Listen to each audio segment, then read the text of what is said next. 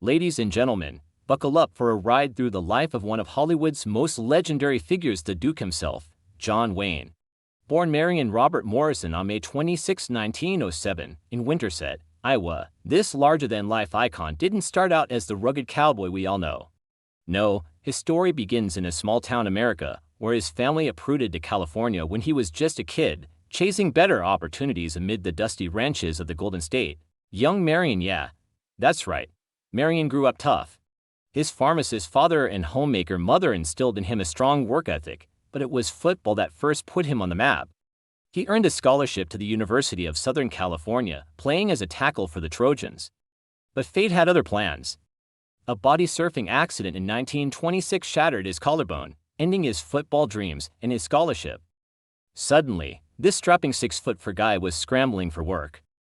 Enter the movies. Thanks to his gridiron connections, he landed gigs as a prop boy and extra at Fox Film Corporation.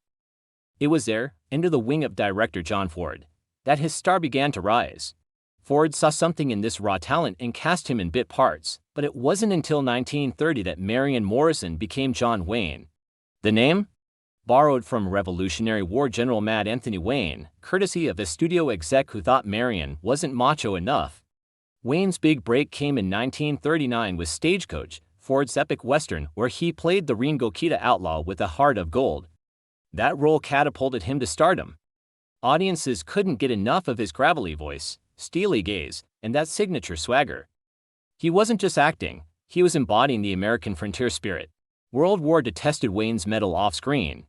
While many stars enlisted, Wayne deferred due to family obligations and a prior injury, opting instead to boost morale through films like Sands of Iwo Jima in 1949, which earned him his first Oscar nomination.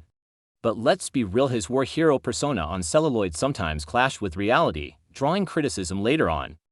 Still, the 1940s and 50s were his golden era.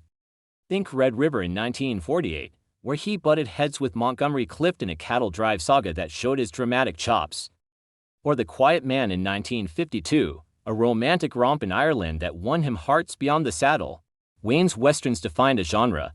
The Searchers in 1956. That's him as Ethan Edwards, a haunted Civil War vet on a vengeful quest, often hailed as one of the greatest films ever made. And who could forget Rio Bravo in 1959, teaming up with Dean Martin and Ricky Nelson for a sheriff standoff that's pure entertainment gold. By the 60s, he was directing too, helming The Alamo in 1960, a passion project about Texas independence that, despite mixed reviews, showcased his patriotic fire. But John Wayne wasn't just a screen cowboy, he was a man of strong opinions. A staunch conservative, he vocally supported anti-communist causes during the McCarthy era and later backed the Vietnam War, even narrating documentaries. This made him a polarizing figure, beloved by some as a symbol of American values, criticized by others for his views on race and politics.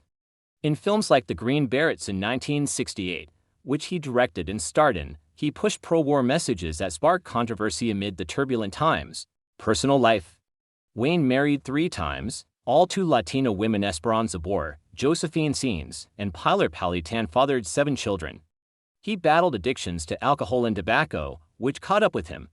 In 1964, he beat lung cancer, losing a lung and ribs, but bounced back with grit.